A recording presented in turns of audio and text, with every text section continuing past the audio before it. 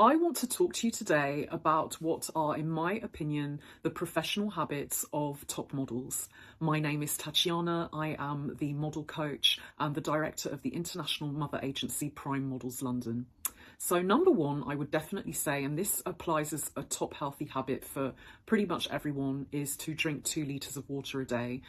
Drinking 2 litres of water a day will keep you hydrated, but not only that, it's going to really help to flush toxins out of your body, and this will in turn help to keep your skin clear, especially if you're somebody who struggles a lot with breakouts. If you're not drinking your 2 litres of water a day, this might be contributing to your breakouts. Obviously, I'm not a medical professional, but overall, drinking 2 litres of water a day is really going to most likely help you to keep really, really great skin. Number two is that in my opinion, the professional habits of top models are that they keep their hair clean. Regularly washing your hair when you need to, according to your hair type, and keeping it fresh and clean is super important.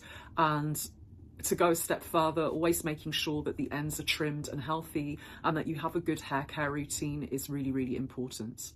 Number three would be to have monthly manicures and pedicures, and these would be natural manicures and pedicures. As a professional model, the most professional models I meet, they don't use any shellac, they don't use any acrylic, they don't use any gel on their nails. They keep their nails naturally manicured and their feet naturally pedicured. And if they do need some polish, they just usually have a ballet pink or baby pink nail polish. And they always keep very, very neat cuticles and moisturized hands. And their hands just always look really, really neat and elegant and clean. This is super important. Number four would be to cleanse your face on twice a day. So most skincare experts and beauticians will advise women, men generally, to cleanse and moisturize their skin twice a day to keep it looking healthy and clean. You could go one step further and talk about, which skincare products to use. My beautician or skincare expert advised me to make sure that I use serum on a daily basis in my morning skincare routine and that I use a cleanser twice a day. Personally, I cleanse twice a day. I do it slightly differently from in the morning and evening. So I'll use a foam to wash my face every morning.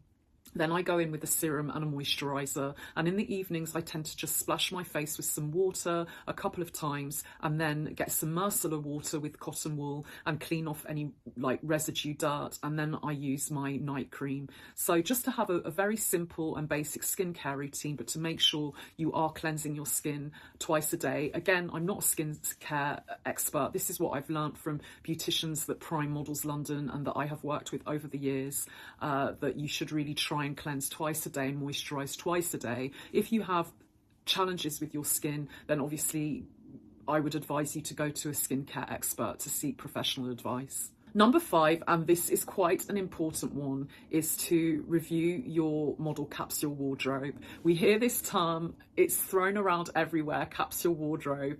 You should have it. Do you need it? You don't need it. In my opinion, I think that a capsule wardrobe is really handy because it's essentially a small wardrobe that you have of probably about half a dozen to 10 pieces that you can alternate. And so it makes it really easy from, one day to the next to have a chic, put together, simple outfit that is uncomplicated. I think, in my opinion, models definitely need to have what I call a model capsule wardrobe. I can go into this a little bit more deeply. So you might have some straight leg jeans in this capsule wardrobe, blue jeans, some straight leg black jeans, and then you may have a white tank top, a black polo neck, especially for the winter, a black tank top for the summer. You may have some very simple low neck knits in there for the winter. Bodysuits are quite popular too. Maybe a skirt that flatters your legs, not too short, not too long, because you want to be comfortable if you're in a skirt running around town to go to castings. I would say in the winter it's probably nice to have a statement coat. So a nice faux fur coat, for example, a really nice, maybe slightly more fitted puffer coat. Trench coats are good for the spring and autumn, but not so good for the winter when it's really cold. Maybe a tailored neutral coloured coat, camel coat. But I will probably do a separate video that just talks about the casting outfit, because I find that the casting outfit can be take models quite a long time to develop and to put together, simply because it's quite specific. It's almost like a model uniform. So you need to be in trend, but you also need to look the way that casting directors or clients would expect you to, and model agents would expect you to. So you do need to give some thought to how you are styling your model capsule wardrobe and to the pieces that you buy. Number 6 would be doing a 10-minute workout a day. So this can be a workout that you do at home, a body resistance workout without any equipment. You could do some Pilates, you could do some leg exercises, you could do some arm exercises.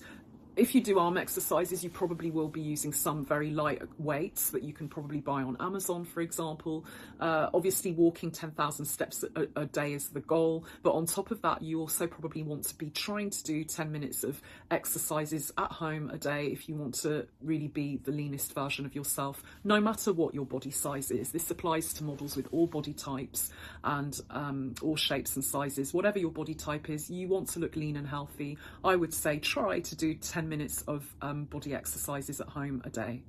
Number 7, I would say, is checking in with your model agents regularly and just making sure that if you haven't heard from them, that you don't fall off of the radar. You've got to remember that your model agents and bookers, they manage so many models and they're really busy. And even myself as a mother agent, I'm very organised, but sometimes, you know, a to-do list can get really big, and I might be juggling lots of tasks. So if you're waiting for anything from a model agent and they haven't come back to you, it won't be because they don't care. It will genuinely usually be because they're busy. So check in with your model agents and just try and have catch-ups with them. I would probably say once every 2 weeks in non-busy periods, or even once a month in non-busy periods, and in busy periods probably once a week. Number 8, and this is going back to your diet, is try and eat loads of fruits and vegetables, again, to help to keep your skin clear and healthy and to get the vitamins you need to have healthy nails and healthy hair. I'm not a nutritionist, but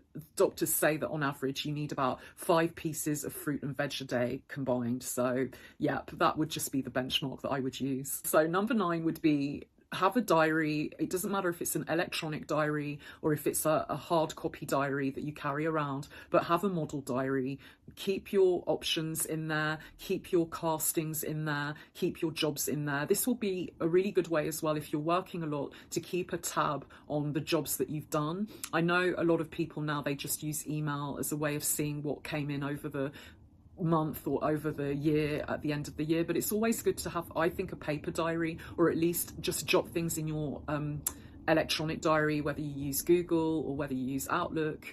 It's just a way of feeling more organised and not always feeling like you're totally reliant on your model agent or your mother agent to have to tell you what your schedule and itinerary is all the time.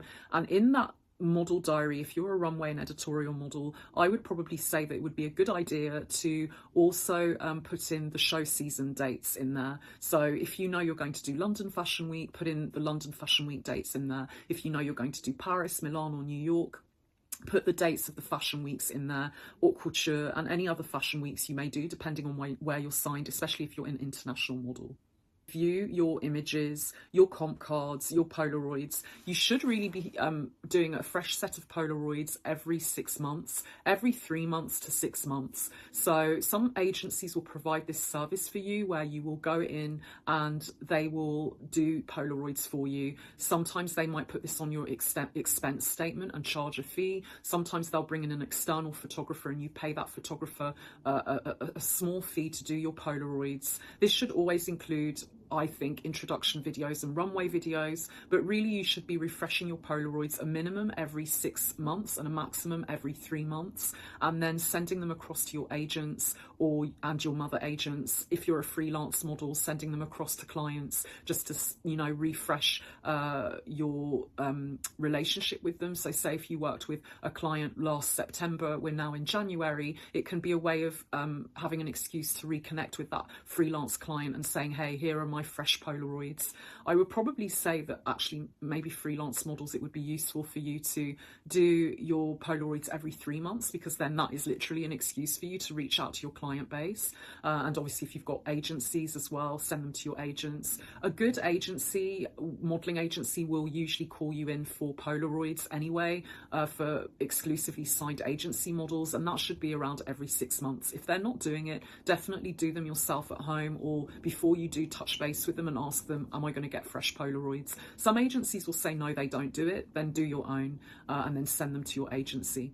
And that's it. Those are my points that I think, you know, the professional habits of top models. When I say top models, it's not necessarily the biggest names in the world. To me, top models are models who are professional, who are full-time, who are really working, keeping things moving, who are on the ball and on point. You know, a top girl doesn't always have to be just the supermodels who recognise their names. It can be the models who the agencies really love because they are really professional. And I think that for me, my top girls are the really, really professional ones. Obviously, the ones who've done big jobs, great editorials, we don't ignore that when we use that term, but obviously bookers love professionalism, or good bookers should love professionalism. So I think if you keep those habits, then you should really stand out as a model with your agency, and if you're freelance with your clients. So that concludes this video. Please like, comment and follow my account if you want more tips like these on how to become a top model, how to become a professional full-time model, and I will see you in the next video.